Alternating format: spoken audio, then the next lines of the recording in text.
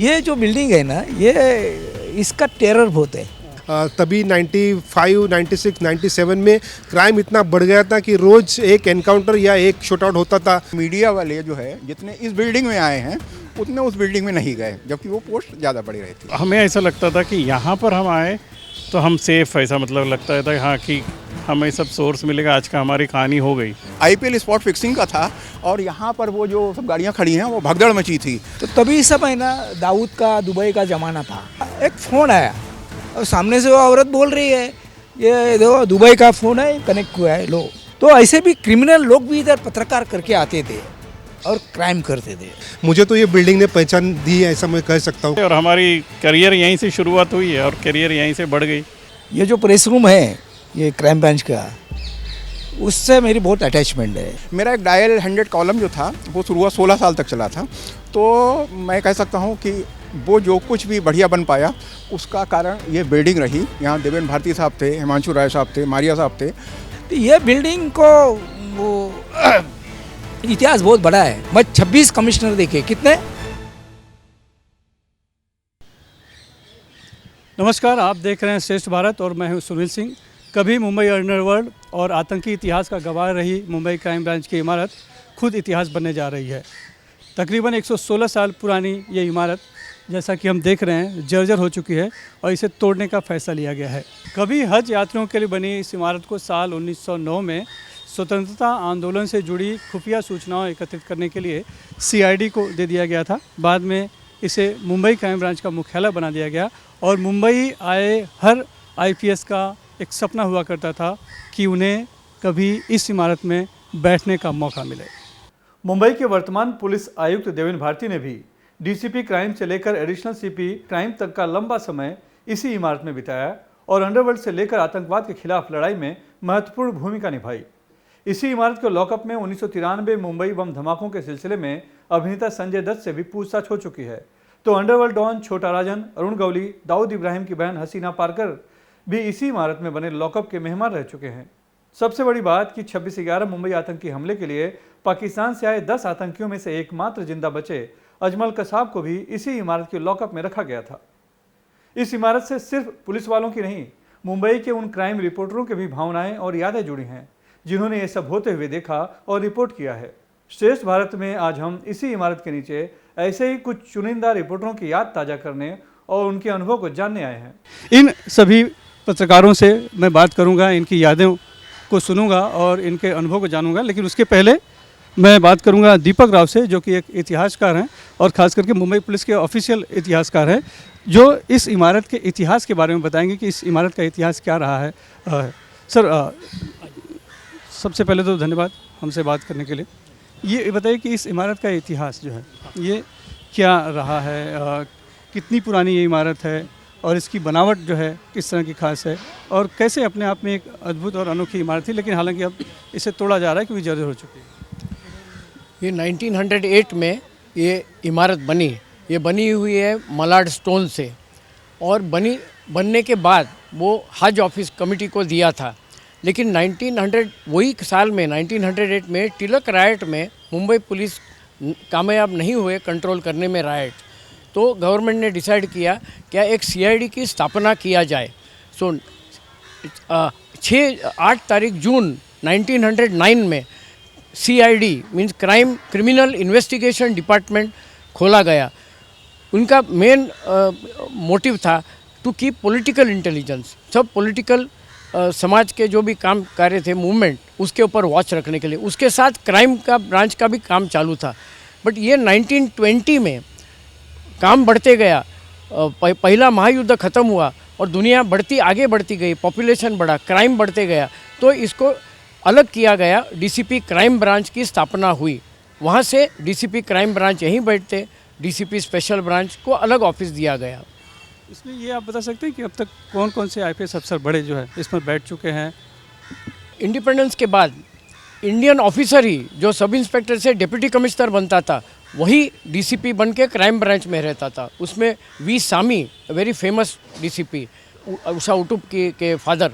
उसके बाद MG कोरडे आए, वो भी DCP थे। इन बिटवीन एक एनपी परंज पे थे डीसीपी, बट ऑल हुए जो सब इंस्पेक्टर से डीसीपी बने। उसके बाद 1972 में रमाकांत कुलकर्णी जो आगे चल के डीजी बन गए महाराष्ट्र के, ये फर्स्ट आईपीएस ऑफिसर इधर बैठे। हाँ, एक बात मैं भूल गया, जॉन लोबो 1959 और 60 में इधर डीसीपी थे, वो आईपीएस ऑफिसर थे। तो कुलकर्णी वो सेकंड। जब 1909 में इसे सीआईडी बनाया गया तो पहले डीसीपी कौन बैठे थे? FAMH विंसेंट, उनके पिताजी कमिश्नर ऑफ पुलिस थे। ये FAMH विंसेंट का जन्म मुंबई में हुआ था, भाईकला मसगांव में, और वो आईपी एग्ज़ाम को बैठ के उन्होंने वो फर्स्ट चार्ज लिया। First DCP CID was FAMH Vincent. और बताया गया कि इमारत पहले हज जो पिलग्रिम से यात्री उनके लिए बनाई गई। 1908 में एक साल के लिए था। उसके बाद उनको अब अभी का LT मार्ग प्रिंसेस स्ट्रीट पुलिस स्टेशन वो एरिया में दिया गया, वो स्टोन बिल्डिंग में। धन्यवाद सर हमसे बात करने के लिए जी। इस इमारत से सिर्फ आईपीएस और पुलिस वालों की भावनाएं नहीं जुड़ी हैं, उन मुंबई के क्राइम रिपोर्टरों की भावनाएं जुड़ी हैं जिन्होंने सब इतिहास यहाँ पर होते हुए देखा, अनुभव किया और उसे रिपोर्ट भी किया। ऐसे ही कुछ चुनिंदा जो वरिष्ठ पत्रकार हैं, रिपोर्टर हैं क्राइम, उनको यहाँ पर हमने आमंत्रित किया है, जिसमें प्रभाकर पवार जी हैं, सामना के क्राइम रिपोर्टर रह चुके हैं। अब मुंबई के आपराधिक इतिहास पर अब तक 10 किताबें लिख चुके हैं। सबसे पहले सर आपसे ही शुरुआत करते हैं बात करने की कि ये जो इमारत आप देख रहे हैं, अब आप देख रहे हैं कि ये टूट रही है, तो आपकी क्या भावनाएं हैं? किस तरह के भाव आपके मन में आ रहे हैं कि जिसमें इतना बड़ा इतिहास एक तरह से बना है, अंडरवर्ल्ड से आतंकवाद तक से यहाँ पर लड़ाई लड़ी गई, उसके खिलाफ उसकी कमर तोड़ दी गई, और आपने उस सबको देखा है होते हुए, क्या महसूस कर रहे हैं अगर ये देखा है? अरे मैं जब भी इधर आया लास्ट वीक में, ये जो प्रेस रूम है ये क्राइम ब्रांच का, उससे मेरी बहुत अटैचमेंट है। मैं कभी भी आया, मैं कमिश्नर साहब को मिलने को आया था, देवेन भारती साहब को, और मैं देखा तो ये अपना प्रेस रूम तोड़ रहे हैं, डिसमेंटल कर रहे हैं। मेरे को शौक बैठा, क्योंकि इसमें मेरी भावना बहुत है, अटैचमेंट है। 1992 मैं पहला एक्सप्रेस ग्रुप में सांस लोकता में रिपोर्टर था। हमारे बॉस है जो संजय राउत, वो छोड़ के सामना में आए, तो उनके साथ मैं सामना ज्वाइन किया 1992 में, और 2 महीने के बाद मुंबई में राइट शुरू हो गया, दंगा शुरू हो गया। तो पहली जवाबदारी मेरे को राउत साहब ने क्राइम रिपोर्टिंग की दी है। पहला मेरा जो रिपोर्टिंग है, जो मैं कवर किया है, वो ये राइट कवर किया है। घर में से बाहर नहीं निकलते लोग, ट्रेन पूरी खाली रहती थी, बसें मिलते नहीं थे, तो पुलिस वैन से मैं घूमता था किसी को पकड़ के, और हमेशा रोज़ इधर मैं आता था।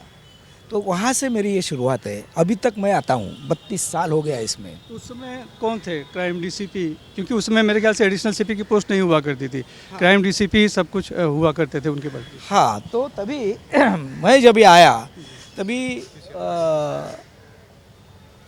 सामरा साहब एक कमिश्नर थे, पुलिस कमिश्नर, मुंबई कमिश्नर थे, और MN सिंह जॉइंट कमिश्नर थे। शिवानंद साहब भी बाद में आए थे यहाँ, कपूर साहब भी यहाँ थे। जॉइंट सीपी इसी में बैठा करते थे क्राइम के? हाँ, क्राइम के जॉइंट सीपी, जो अभी का जो जॉइंट सीपी क्राइम करके जो चेयर है, कैबिन है, उधर ही बैठते थे। हाँ। किस तरह की यादें जुड़ी हैं आपकी इस बिल्डिंग से? किन किन अफसरों से मिलना हुआ? मैं जब भी आया तो 92 को बोला, 93 में जो शुरू हुआ, 93 में भी राइट शुरू हुआ था, चालू था, बाद में ब्लास्ट हुआ, बाद में 2 ML के मर्डर हो गए, एक शिवसेना के रमेश मोरे अंधेरी के, प्रेम कुमार शर्मा बीजेपी पे। तो एकदम माहौल इतना ख़राब हुआ था कि पूछो होते। जियाउद्दीन बुखारी, उनका भी शूट आउट में फायरिंग हुआ था, रामदास नायक, ये बहुत से लोग का मर्डर हुआ था। शूट आउट में इनको मारे गए थे अंडरवर्ल्ड से, क्योंकि ये अंडरवर्ल्ड ने ये जो ब्लास्ट का राइट का फ़ायदा लिया था और गैंग वार बढ़ा था। तभी MN सिंह यहाँ थे, तो उनसे हम लोग का रोज़ मिलना जुलना था, सामरा साहब से मिलना जुलना था। वो हिसाब से हम रिपोर्टिंग करते थे, जो हमको शाम को न्यूज़ देते थे। तो उसमें किस तरह का रुतबा था इस इमारत का? ये जो बिल्डिंग है ना, ये इसका टेरर बहुत है। तगड़ी चाल में सीआरडी ब्रांच में लेके जाएगा बोलेगा तो हर गुंडा ऑर्गेनाइज क्राइम का डरता था। और यहाँ किसी को भी लाते थे, जब भी संजय दत्त को अभी लाया तो आरोपी जैसा लाया उसको, तभी डीसीपी मारिया साहब थे, राकेश मारिया साहब थे, तभी इतना पूरा ये कंपाउंड भरा हुआ था। आप थे उस समय? मैं तभी था। हाँ, भरा हुआ था यानी पुलिस वालों से भरा हुआ था? मैंने अपने रिपोर्टर से, हाँ, तो माहौल एकदम बोलेगा तो सब डर पैदा था, सही कि नहीं। और बाद में उधर ये कस्टडी में था वो, इस इंट्रोगेशन मारिया साहब कर रहे थे अपने कैबिन में। 93 से ही तकरीबन मेरी भी पत्रकारिता की शुरुआत हुई थी। मैं भी उस समय आकर, यही प्रेस रूम है जिसमें हम लोग बैठा करते थे, लेकिन सक्रिय पत्रकारिता 2000 से शुरू हुई और फिर इसमें आना जाना ज़्यादा लगा रहा। अभी इस समय हम बात करते हैं कैल्विन जोशुआ हैं। ये भी बहुत सीनियर रिपोर्टर हैं, क्राइम रिपोर्टर हैं, मुंबई के पूरे अपराध जगत को जानते हैं, अंडरवर्ल्ड किस तरह से काम करता है उससे काफ़ी परिचित है। कैल्विन, आप बताइए कि ये जो इमारत आप देख रहे हैं, ये सीढ़ियाँ बहुत बार आपने चढ़ी होगी, उतरी होगी, कि किस किस अफसरों से आपसे यहाँ पे मुलाकात हुई, कितने घंटे इंतजार करना पड़ता था, किस तरह से खबरें निकलती थी यहाँ से? देखिए, तभी तो ऐसा था कि जिसका कांटेक्ट उसका सोर्स, अब वो सोर्स किसका है कोई बताता नहीं था। लेकिन यहाँ पर जो हम 93 के बाद रोज़ ही आना चालू हो गया, हमारी पत्रकारिता शुरू ही हुई 93 से। तभी डीसीपी मुझे लगता है मारिया साहब ही थे, और बाद में मुझे लगता है प्रदीप सावंत जी आ गए यहाँ पर, फिर उनसे सोर्स बढ़ा। बट तभी अंडरवर्ल्ड इतने ज़्यादा थे कि सभी के अपने अपने कॉन्टैक्ट थे, अपने अपने स्टोरी ब्रेक करते थे। तब उसके बाद प्रेस, हमें ऐसा लगता था कि यहाँ पर हम आए तो हम सेफ़, ऐसा मतलब लगता था हाँ कि हमें सब सोर्स मिलेगा, आज का हमारी कहानी हो गई। सेफ से आपका मतलब है कि अब हम खबरों के एकदम केंद्र पे आ गए हैं, खबरें मिलेंगी, अंडरवर्ल्ड से ब्रेकिंग मिलेगा और कुछ ना कुछ उससे हमारे दिन जाएगी। और तभी अंडरवर्ल्ड इतने थे, कोई भी कभी भी कुछ भी ब्रेक करता था। अब सबके कितने कांटेक्ट है उस पर डिपेंड होता था। और हम सब पुराने, फिर बाद में उसके बाद हम काफ़ी साल यहाँ पर निकले, फिर उसके बाद सुधाकर और प्रभाकर जी बोले हम एक एसोसिएशन फॉर्म करते। फिर हमने एक एसोसिएशन फॉर्म किया, मेरे को लगता है फर्स्ट तू ही बना 2002 में। फिर मुझे राम पवार फर्स्ट अध्यक्ष राम पवार, बाद में सुधाकर कश्यप, बाद में मेरा नंबर लग गया बिन विरोध बाद में चालू हो गया। मैंने हम सोचे कि क्राइम रिपोर्टर लोगों को कुछ है ही नहीं, सुविधा ही नहीं है, कुछ भी नहीं है, तो हम यहाँ पर एक मतलब फैक्स के मशीन लगाए, ये लगाए, बाकी सभी लोग ने बहुत हेल्प किया है। और उसी से हम, और बाद में हमारे रिश्ते इतने अच्छे लोग हो गए नहीं, क्राइम रिपोर्टर्स और क्राइम ब्रांच से हम क्रिकेट मैच करने लगे। प्रभाकर साहब ने वो इनिशिएटिव भी लिया, फिर हम क्रिकेट खेलने लगे एक साथ। तो हमारी इतनी बॉन्डिंग अच्छी हो गई कि हमें हर खबर क्राइम रिपोर्टर को सबसे तुरंत मिलता था। और हमारे फिर कंट्रोल रूम में भी अच्छा होने लगे। फिर बाद में जॉइंट से भी शिवानंदन साहब आए, वो भी थोड़ा स्ट्रॉन्ग रहा अंडरवर्ल्ड। और उस वक्त बहुत ही ऐसा पीक था कि कब क्या फायरिंग होगा, कब कौन चला जाएगा, कुछ पता नहीं था। और माहौल ऐसा था कि राइट्स कभी भी हो सकता है, हमें अलर्ट रहना था। तो ये सब चीज़, और इतनी सुंदर यादें थी कि हर दिन शाम को, जैसे अभी हमारे पुराने दोस्त जो जेडे इस दुनिया में नहीं रहा, वो आता था, प्रभाकर पवार जी आते थे, और बहुत सीनियर जर्नलिस्ट आते थे, और एक डिस्कशन होता था। और सभी को ऐसा नहीं कि मतलब एक दूसरे को हेल्प करने में भी कभी भी, अभी समझो हम किसी मुद्दे के लिए खड़े हो गए, कभी कभी हमारा भी कुछ ऊपर नीचे होते थे पुलिस वाले से भी या इससे भी, तो हम खड़े रहते थे। हम ऐसे जुड़े हुए थे कि हम उस चीज़ को बोलते थे कि नहीं, ये चीज़ हमारे लिए करो। मुझे याद है, अगर मेरे पास आई कार्ड होगा पुराना, मुझे लगता है एक आई कार्ड है जो ये इस तरह का होता था आई कार्ड, देखिए उसमें लिखा भी है कि मुंबई पुलिस, और हम ही मीडिया रिप्रेजेंटेटिव करते, मतलब इतनी हमारी बॉन्डिंग अच्छी थी। तो ये सब यादें हैं। अब देख के ऐसा लगता है कि अभी वो माहौल ही नहीं रहा, अब वो प्रेस रूम भी नहीं रहा, यादें हैं बस। लेकिन अफसरों के मिलने के लिए घंटों घंटों खड़े रहना, इंतज़ार करना, ये जो अनुभव रहा है, और फिर एक साथ सबको जाना और खबरें मिल पाना, वो किस तरह का था उस समय? नहीं, उस वक्त ऐसा था कि आपके पास इन्फॉर्मेशन होता था तो उसको हम रखते थे। और सभी के साथ पूछते नहीं थे। हमारे लिए इलेक्ट्रॉनिक मीडिया के लिए एक लाइन होती थी, वो अगर उसने बोल दिया तो हमारे लिए उस दिन का स्टोरी। और हमेशा और स्टोरी, और हमारी जो बॉस है उनको कभी ख़त्म नहीं होती, हर दिन उनको कुछ ना कुछ चाहिए रहता, तो हर दिन हमारे लिए कुछ ना कुछ नया ही है। तो इसलिए हम आते थे रोज़ और कुछ ना कुछ मिलते थे, और हमारी करियर यहीं से शुरुआत हुई है और करियर यहीं से बढ़ गई। आपने किन किन IPS अफसरों के साथ यहाँ पे काम मुलाकात की है? बहुत सारे बी साहब, जैसे लास्ट तक हम जब देवेंद्र भारती जी जो अभी कमिश्नर है वो DCP थे, तब तक तो आते थे, वही लास्ट है। उनके साथ संबंध अच्छा रहा, कांटेक्ट अच्छा रहा, और उन्होंने अच्छे क्राइम तभी, उसके बाद मुझे लगता है ऑलमोस्ट अभी क्राइम तो मुझे लगता है ख़त्म ही हो गया है। अब इतने क्राइम स्टोरीज या क्राइम हो, और आज की जनरेशन में मुझे उतना क्राइम इन्वेस्टिगेशन स्टोरीज दिखती भी नहीं है। जो हम इन्वेस्टिगेशन फॉलोअप करते थे, आज उतनी फॉलोअप और ऐसा क्यों महसूस किया आपने? पता नहीं क्या कोई सोर्स है या नहीं है, या अपने अपने एक लाइन मिल गए कंट्रोल रूम में सभी चला लेते, हो गया। उसके आगे मैंने कुछ फॉलोअप भी नहीं देखता हूँ। जो हम समझो तेलगी स्कैम हो गया या कोई भी स्कैम हो गया, या चोरी चुपके अंडरवर्ल्ड बॉलीवुड नेक्सस हो गया, उस तरह के हम इतने बड़े बड़े स्टोरीज करते थे जिसका मतलब महीनों और बरसों चलते रहा ना तो भी ख़त्म नहीं होती थी स्टोरी। के साथ पत्रकारिता भी बदली है, पत्रकार भी बदले आपका ऐसा, और समय भी बदला है कि इमारत जो कि एक तरह से इससे हमारी ज़िंदगी है, इससे हमारी ज़िंदगी जुड़ी हुई है, ये कभी जर्जर हो चुकी है, तो उसे तोड़ा जा रहा है। लेकिन क्राइम ब्रांच मुंबई ऑफिस अभी भी वहाँ पे लिखा हुआ है। सुधाकर कश्यप हैं, आपने भी बहुत सीढ़ियाँ यहाँ पर चढ़ी हैं, हम लोग साथ में यहाँ पर खड़े रहे हैं, इंतजार करते रहे कि अफसर कब बुलाएं और हम मिलने जाए। तो किस किस अफसरों से मुलाकात हुई है, किस तरह की खबरें निकालने में, और कैसा सहयोग रहा है? सबसे ज़्यादा सहयोग तो हिमांशु राय सर थे, उनका था। उनके कार्यकाल में 26/11 की इंसिडेंट हुई थी, उनका तफ्तीश वो कर रहे थे।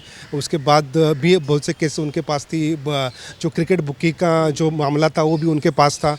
तो सबसे ज़्यादा ब्रेकिंग स्टोरी जो है मैंने हिमांशु राय के यहाँ ये वक्त की है, और बहुत अच्छे ऑफिसर थे। आज अपने हमारे साथ वो नहीं है, लेकिन बहुत अच्छे ऑफिसर थे। बहुत से ऑफिसर के साथ हमारे अच्छे रिलेशन थे। मारिया साहब हो, दूसरे भी ऑफिसर थे, उनके साथ भी अच्छा रिलेशन थे। आशुतोष डुमरे साहब हो, तो इनके साथ बहुत अपने अच्छे रिलेशन थे और अच्छी कोऑपरेशन थे। ये बिल्डिंग से हमारा लगाव है, बहुत अटैचमेंट है ये बिल्डिंग से। मुझे तो ये बिल्डिंग ने पहचान दी है, ऐसा मैं कह सकता हूँ, क्योंकि ये बिल्डिंग में crime branch, DCP crime branch यहाँ बैठे थे तो वहाँ से स्टोरी मिलती थी। दूसरी बात ये कि EOW का जो नया सब इकोनॉमिक स्कैम बढ़ गया था, ऑफेंस बढ़ गए थे, तो पहली बार जब DCP संजय पांडे थे तो वो यहाँ पर बैठते थे। उसके बाद दत्ता परसगी करते वो यहाँ पर बैठते थे। तो शेरेगर करके एक बड़ा स्कैम था, बेस्ट का एक वर्कर था, वो एक बड़ा स्कैम चला रहा था, बहुत सी स्कीम चला रही थी। तो बहुत से पब्लिक इंटरेस्ट स्टोरी थी और वो मैंने ब्रेक की है। ये बिल्डिंग के वजह से मुझे वो स्टोरी मिल रही है। यहाँ पर जो ऑफिसर बैठते थे वो हमें स्टोरी देते थे और अच्छा कोऑपरेट करते थे। आज भी उनकी याद आती है कि लेकिन अभी ज़माना बदल गया, अभी व्हाट्सअप का ज़माना है। अभी यहाँ पर कोई इतने लोग आते नहीं, पत्रकार लोग आते नहीं, वो सिर्फ SMS या व्हाट्सअप पे स्टोरी एक्सचेंज करते। लेकिन हमारे ज़माने में यहाँ पर रोज़ आना पड़ता था, रोज़ 2-3 बजे हम लोग यहाँ पर आते थे, अपने अपने सोर्स को मिलते थे, अलग अलग ग्रुप बना के सोर्स को मिलते थे, बाद में आके स्टोरी शेयर करते थे और फिर 6-7 बजे जाके ऑफिस में स्टोरी देते थे। एक हमारा अलग एक शेड्यूल था, लेकिन यहाँ पर रोज़ हम आते थे, रोज़ यहाँ पर स्टोरी के लिए आना पड़ता था। और तभी 95, 96, 97 में क्राइम इतना बढ़ गया था कि रोज़ एक एनकाउंटर या एक शूट आउट होता था, और साल में 200-300 शूट आउट उतना ही एनकाउंटर होते थे। तो शिवानंदन साहब थे, बहुत अच्छे ऑफिसर थे, ईमानदार ऑफिसर थे। तो उनका एक पुलिस को एक देन है, एक पुलिस पे मेहरबानी की है। उन्होंने उनके कार्यकाल में एक मौका एक्ट बनाया, जो मौका एक्ट है 2001 में शिवानंद साहब ने बनाया, और उसके बाद यहाँ की जो मुंबई का जो गैंग वॉर है वो पूरा कंट्रोल में आया। नहीं तो 99 में एक बड़ी कॉन्फ्रेंस हुई थी यहाँ के बिल्डरों की, व्यापारियों की, गिरगांव चौपाटी यहाँ पर जो हॉल है वहाँ पर हुई थी, और सब वहाँ पर बिल्डर और जो व्यापारी थे उन्होंने ये कहा था कि हम यहाँ रहें या नहीं रहे, ऐसा माहौल बन गया था, मतलब इतना गैंग वॉर बढ़ गया था। लेकिन शिवानंद साहब ने वो जो एक्ट बनाया एक्ट के लिए, तो उसके बाद का जो माहौल जो है मुंबई कि आज हम यहाँ मुंबई में शांति देखते हैं। मैं तो एक ज़माने में ऐसा कह रहा था कि मुंबई में भी बिहार जैसी स्थिति हो सकती है, लेकिन अब जो कंट्रोल में है वो पूरा जो मोका एक्ट बना उसके वजह से ये सब आज यह पूरा क्राइम कंट्रोल में। तो ये सब ये दगड़ी चाल में हुआ, ये बिल्डिंग में हुआ है। तो ये बिल्डिंग का जो है ये मुंबई पुलिस के लिए एक बड़ी देन है और बड़ा काम ये बिल्डिंग से हो रहा था। सुनील मेहरोत्रा जी हैं, बहुत ही वरिष्ठ पत्रकार हैं, एनबीटी में रह चुके हैं, अब फिलहाल रिटायर हैं, फ्रीलांसिंग कर रहे हैं, लेकिन अभी भी रिपोर्टिंग इन्होंने छोड़ी नहीं है और अपराध जगत की कई कहानियाँ आप अब भी ब्रेक करते रहे और पहले भी आपने ब्रेक की है। आपका एक बहुत ही बढ़िया एक लेखनी है और शब्दों को पिरोते हैं, कहानियों को बड़ी अच्छी तरह से पिरोते हैं। मुझे अपनी यादों के बारे में आप बताइए कि किस तरह से खबर माने क्राइम ब्रांच, क्राइम रिपोर्टर के लिए तो यहाँ शाम को सभी लगभग आ जाया करते थे। तो और यहाँ पे अक्सर एक टर्म आया था दरबार लगना, खास करके मारिया साहब जब थे तब था कि मारिया साहब का दरबार, यानी कि उस समय सभी जाएंगे और सबको कुछ ना कुछ खबरें मिलेगी। लेकिन कुछ लोग अलग भी खबरें निकाल लिया करते थे मिलकर चुके। तो वो किस तरह का अनुभव आपका रहा है? मैंने क्राइम बीट जो है मुझे 97 में मिली थी और तब आर.एस. शर्मा जो है यहाँ के जॉइंट कमिश्नर थे, मेंडोसा साहब कमिश्नर थे। ये पुलिस कमिश्नर की पोस्ट बड़ी होती है और मैं अभी पिछले साल रिटायर हुआ और मुझे लगता है मीडिया वाले जो है जितने इस बिल्डिंग में आए हैं उतने उस बिल्डिंग में नहीं गए, जबकि वो पोस्ट ज़्यादा बड़ी रही थी। तो उसकी वजह ये है कि नेशनल और इंटरनेशनल जितने केस जो है इस बिल्डिंग में डिटेक्ट हुए हैं या जिसकी इन्फॉर्मेशन यहाँ से मिली उतनी जो है कहीं और से नहीं मिली। इसलिए जितने भी रिपोर्टर्स थे वो ऐसा होता ही नहीं था उस वक्त। अभी तो जैसे बताते कभी कभी आ जाते हैं, मुझे नहीं लगता है, बहुत से लोग अभी भी रेगुलर आते हैं, लेकिन उस वक्त ऐसा होता ही नहीं था कि अगर यहाँ नहीं आए तो तब तो कोई व्हाट्सअप वगैरह था नहीं, तो खबर आपके छूटने की रिस्क रहेगी। मेरा एक डायल 100 कॉलम जो था वो शुरू हुआ 16 साल तक चला था। तो मैं कह सकता हूँ कि वो जो कुछ भी बढ़िया बन पाया उसका कारण ये बिल्डिंग रही। यहाँ देवेंद्र भारती साहब थे, हिमांशु राय साहब थे, मारिया साहब थे। तो ये लोग डिटेल तो नहीं देते थे, मैं उनसे रिक्वेस्ट करता था कि उस ऑफिसर को खाली आप इतना बोल दो जो उसकी जांच कर रहा था, तो वो अंदर की स्टोरी मिल जाए। तो मुझे अपने कॉलम की अंदर की स्टोरी इसी बिल्डिंग से मिलती थी। एक तो ये किस्सा था। दूसरा किस्सा ये था कि मीरा बोरवनकर मैडम जो थी यहाँ जॉइंट कमिश्नर थी, तो ये जो दरवाजे हैं वो लकड़ी के केबिन के जो होते हैं। तो जब वो आई तो मैं 2-4 दिन बाद आया तो देखा कि वो कांच का दरवाज़ा है और खिड़की भी खुली हुई थी। वहाँ पे कुछ एसी का काम चल रहा होगा, जो भी कुछ है। तो मुझे बड़ा अनयूजुअल लगा कि मतलब जो केबिन मतलब सीक्रेसी रहती है कि किस आरोपी से बातचीत कर रहे हैं क्या है, वो बिल्कुल खुला था। मतलब हम बाहर से अंदर दिख रहा, बाहर से अंदर दिख रहा। तो मैंने फिर एक स्टोरी लिखी कि मीरा के दफ्तर में खुली हवाओं का स्वागत है करके। वो अपने में बड़ा, तब ये व्हाट्सअप का युग नहीं था, तो बड़ी हिट हो गई स्टोरी। तो उनका एक कांस्टेबल था मैडम का, राजू करके, तो उसने मुझसे कहा कि क्या कहते हैं कि वो मैडम को वो चाहिए है नभारे टाइम की कॉपी। तो मैंने 4-5 जो है वो कॉपी लाकर जो है उन्हें दी। हाँ, भुजंगराव मोहिते जो थे वो joint commissioner law and order से जॉइंट सीपी क्राइम बने और उन्होंने यहाँ पे एक शेड लगवाया था जो अब टूट गया है। तो वो कई बार क्या था, वो यहीं पे खबर लोग घेर लेते थे। तो एक दिन क्या हुआ, वो यहाँ से पत्रकारों ने बात की, वो अंदर गए और अंदर उन्होंने कुछ अपना मुँह वगैरह तौलिया पहुँचा और टीवी खोन किया। तो सबको बुलाया, अरे यार अभी नीचे मैंने बात की और अभी ये ब्रेकिंग खबर चल गई, तो ये कैसे हो। तो ये सारे एक्सपीरियंस जो थी कि खबरें जो है मतलब इस यहाँ से निकलती हैं और कितनी फास्ट जो है वो यहाँ से ब्रेक होती हैं करके ये थी। तीसरी चीज़ ये थी कि हम लोगों मीडिया वालों के लिए तो ये था ही यहाँ से खबरें मिलती हैं। एम.एन. सिंह साहब ने मुझे एक बार किस्सा बताया था कि जब वो पुलिस कमिश्नर बने, वो तो यहाँ जॉइंट कमिश्नर थे जब 93 ब्लास्ट वगैरह का था, तो उन्होंने कहा मज़ा मुझे यहीं पे आया था। जब वो भले ही सीपी बन गए, लेकिन बोले जब मैं सीपी रहते हुए जॉइंट सीपी के केबिन में एक बार आया ऐसे ही विजिट के लिए, तो मैं उस कुर्सी पे बैठा तो मुझे लगा मेरे पुराने दिन, काश कोई मुझे पुराने दिन लौटा दे। तो समझ लो एक IPS ऑफिसर जो पुलिस कमिश्नर बन गया, उसे भी मज़ा जो है वो यहाँ है, क्योंकि यहाँ पर उसकी जो भूख थी वो थी।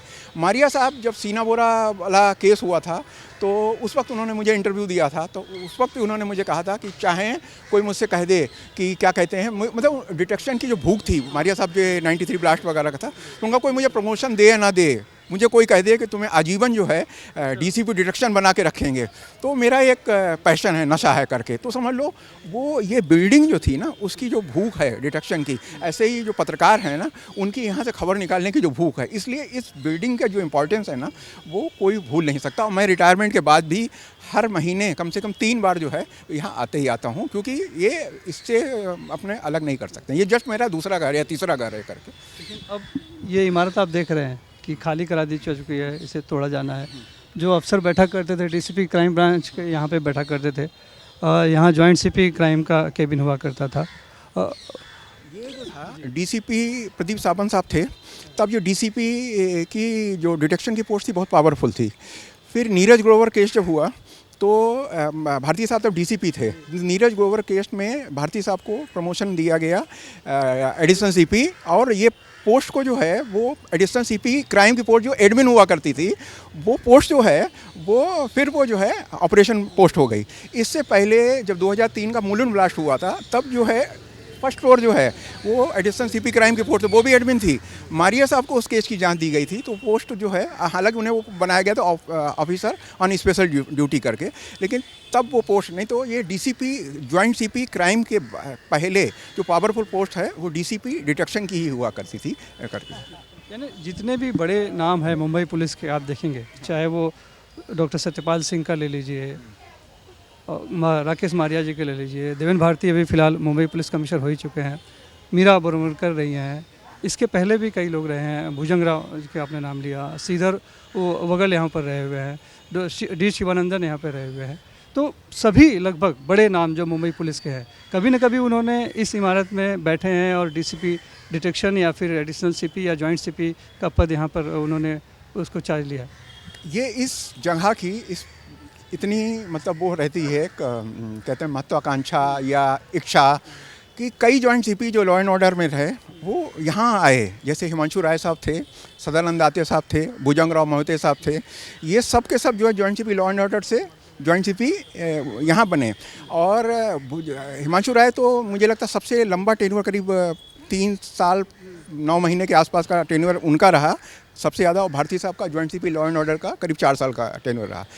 तो और सबसे पहले जॉइंट कमिश्नर जो थे क्राइम ब्रांच के इस बिल्डिंग के थे वो अरविंद इनामदार साहब थे। पहला जो टाडा कानून बना तो अरुण गवली को सबसे पहले यहीं लाया गया। टाडा कानून की स्क्रिप्ट यहाँ पे जो बनी, मकोका कानून की स्क्रिप्ट यहीं पे लिखी गई। जितने बड़े कानून जो है वो ऐसा देश भर के जितने भी हैं, क्योंकि क्राइम बम्बई फाइनेंशियल कैपिटल है, तो जब तब अंडरवर्ल्ड पीक था, तो ऐसा होता ही नहीं था मुंबई पुलिस वालों से सलाह ना ली जाए भले ही सेंटर में कोई कानून बने। तो उसकी स्क्रिप्ट जो है वो यहीं पे लिखी जाती थी, मतलब कि क्या क्या कानून में जोड़ा जाए घटाया जाए करके। तो इस बिल्डिंग की जो इम्पोर्टेंस है वो उस बिल्डिंग से बहुत ज़्यादा है करके। यहाँ पर सबकी यादें, हम सबकी यादें जुड़ी हुई हैं। मैं भी चूँकि क्राइम रिपोर्टर रहा हूँ, तो मैं भी आप सभी के साथ ही उस रिपोर्टरों की उस भीड़ का हिस्सा रहा हूँ। पीछे एक कैंटीन हुआ करती थी, हम लोग वहाँ पे चाय पिया करते थे, प्रेस रूम में यहाँ बैठा करते थे, और यहाँ पर सभी लोग कहीं ना कहीं, कोई इस दरवाजे पर खड़ा है, कोई वहाँ जा रहा है, कोई कहीं जा रहा है। एक तरह का एक अलग मज़ा था। और साथ में वो यूनिट नंबर 1 जिसका कि लॉकअप है, उसमें सभी बड़े बड़े जितने भी अंडरवर्ल्ड सरगना कहिए, जिससे भी कोई पूछताछ हुई है तो यहाँ पर लाकर उससे पूछताछ किया गया है। तो एक जैसे टर्म मैंने बताया कि मारे साहब से तो एक टर्म आ गया था कि दरबारे साहब का दरबार, यानी कि एक समय फिक्स था, उस समय सब लोग जाएं और जाकर सबको साथ में खबरें मिल जाया करती थी। लेकिन उसके बाद एक 2 मिनट चलता था कि किसके पास अपना कुछ इनपुट है तो वो जाके पूछ लिया करते थे। तो वो परंपरा तो लगभग अब ख़त्म ही हो गई है, क्या कहेंगे इसमें? हाँ, वो अब परंपरा ख़त्म हो गई।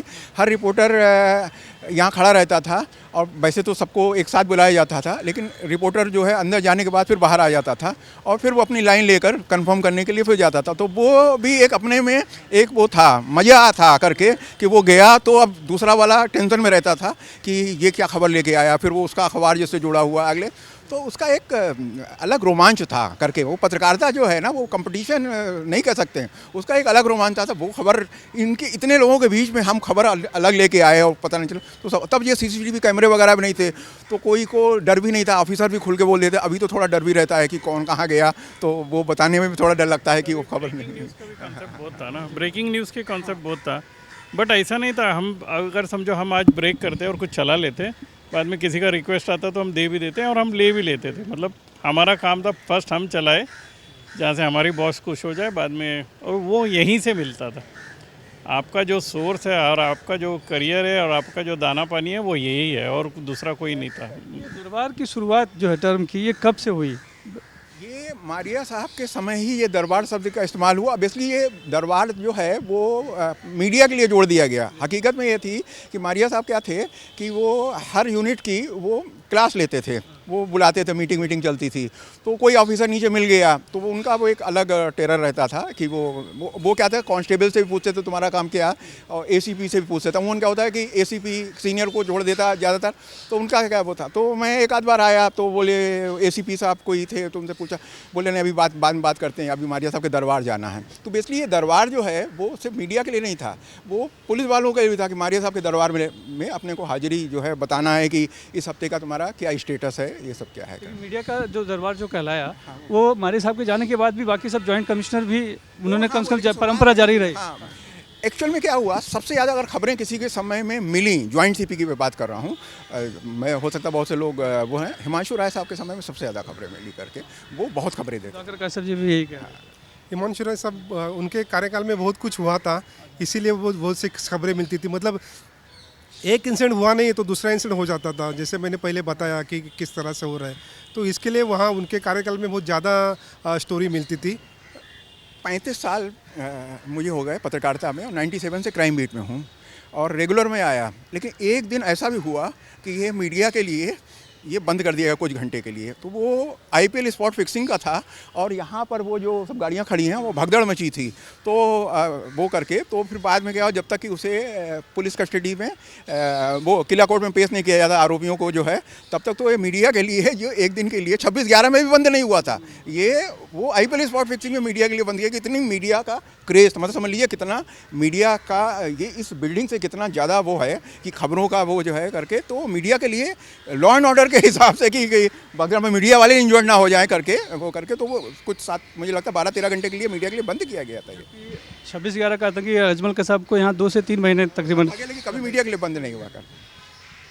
क्या है, तभी ओबी का ज़माना था और हम लोग सब चैनल में काम करते थे। हम तो सुनील, तुझे तो मालूम है, तुमको आपको तो मालूम है। तो ये क्राइम ब्रांच आते थे ना हम लोग स्टोरी के लिए, तो हमें ओबी मिलती थी और ओबी यहाँ पर अंदर आती थी और अंदर पार्क होती थी। मतलब क्राइम ब्रांच की स्टोरी के लिए ओबी का एक अलग ही माहौल होता था। केल्विन बराबर ना, तो आ गई है तो जरूर क्राइम ब्रांच में कुछ बड़ी पीसी होने वाली है, कुछ बड़ी खबर है।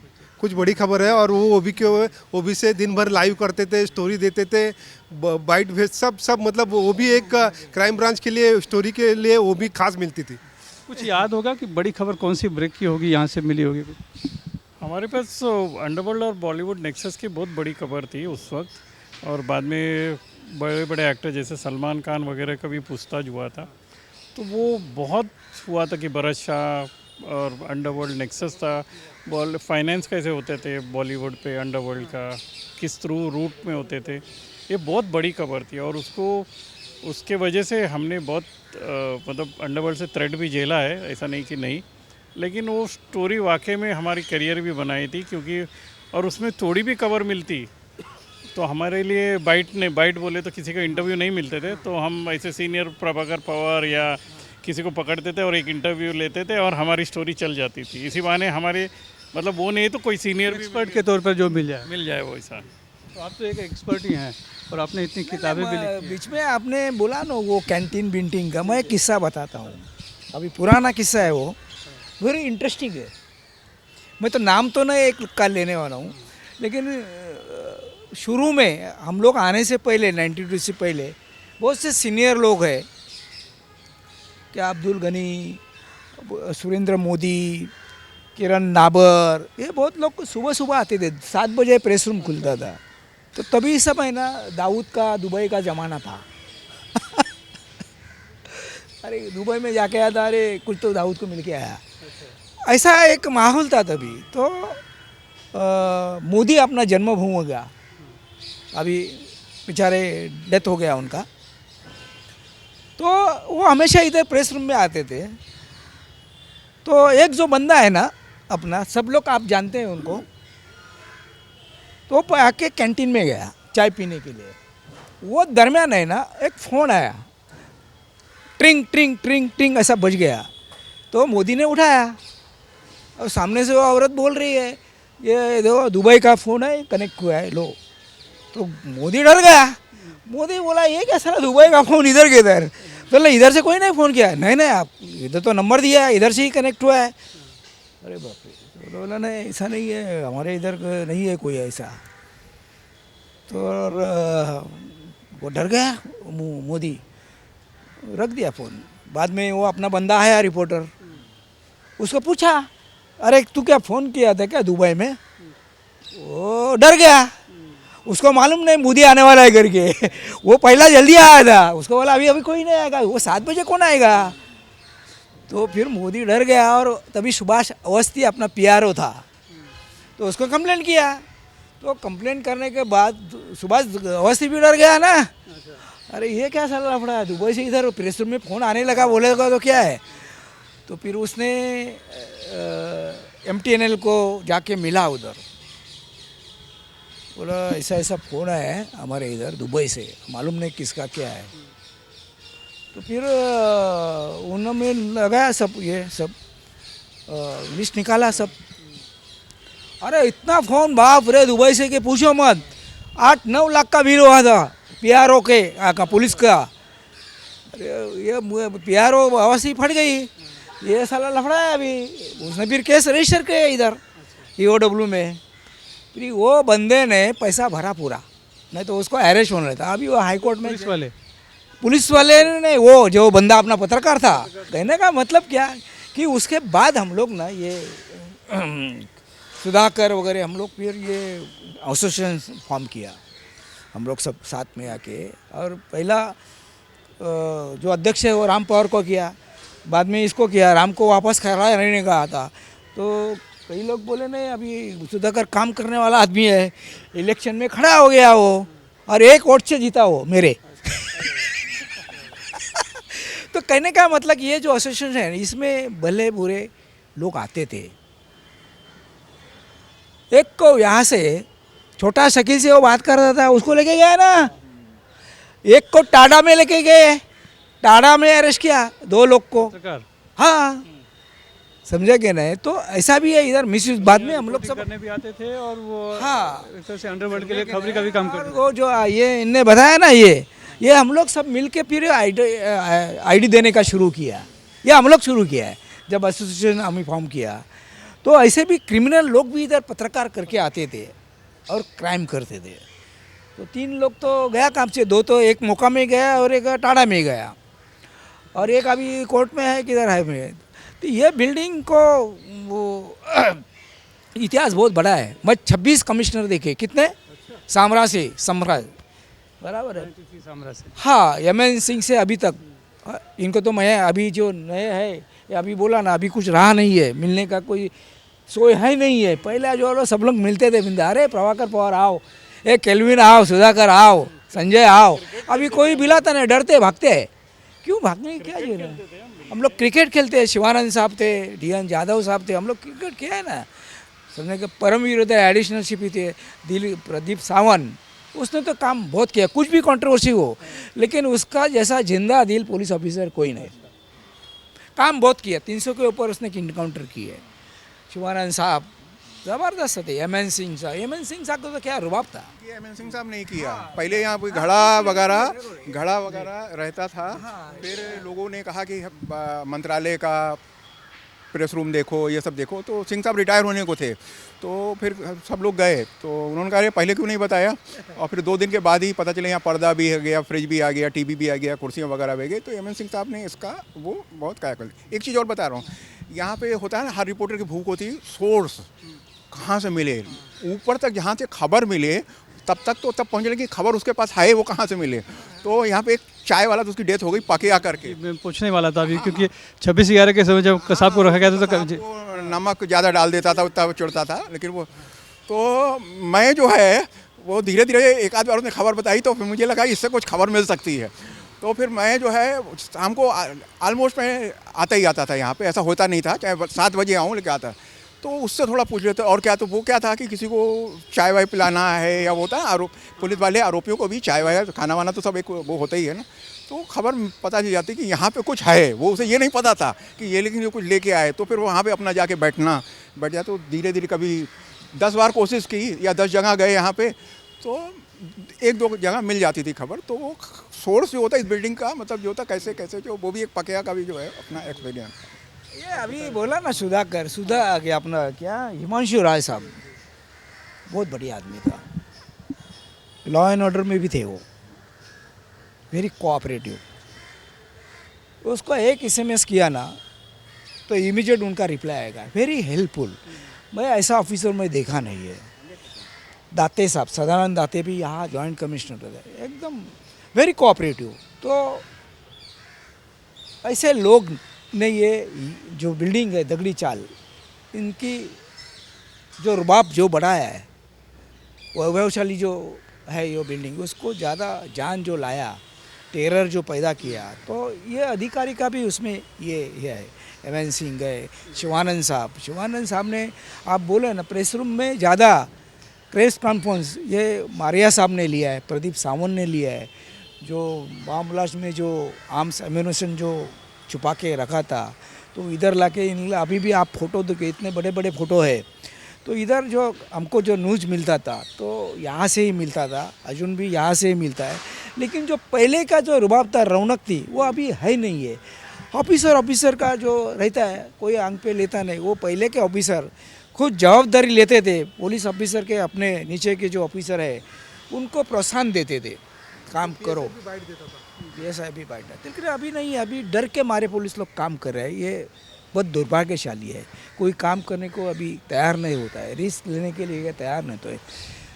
ये ऐसा ये बिल्डिंग में हुआ है और this is the fact. Sunil तो ज़्यादा हमारे से ज़्यादा अभ्यास उनका है, बहुत बारीक वो अभ्यास करते हैं। तो अभी वैसे ही रौनक नहीं है, यही बस है। तो खैर रौनक के साथ साथ ये इमारत भी अब जमींदोज हो रही है, तो सब कुछ समाप्त हो रहा है, मतलब इतिहास ही बने जा रही है इमारत। तो काफ़ी कुछ यादें, जानकारियाँ, अनुभव इस इमारत के बारे में हम लोग को सुनने को मिली, जानने को मिली, और उम्मीद करता हूँ कि दर्शकों को भी ये बातें पसंद आई होगी। और मुंबई क्राइम के रिपोर्टिंग का इतिहास किस तरह से रहा है, इस क्राइम ब्रांच की इस इमारत का इतिहास किस तरह का रहा है, इसकी काफ़ी कुछ जानकारी आपको मिली होगी। और अगर ये बातें पसंद आई तो इसे लाइक कीजिए और हाँ, चैनल को सब्सक्राइब और ज़रूर कीजिए और देखते रहिए श्रेष्ठ भारत। श्रेष्ठ भारत पर खबरों से जुड़े रहने के लिए चैनल को सब्सक्राइब और लाइक करें, बेल आइकन दबाएं और देखते रहें श्रेष्ठ भारत।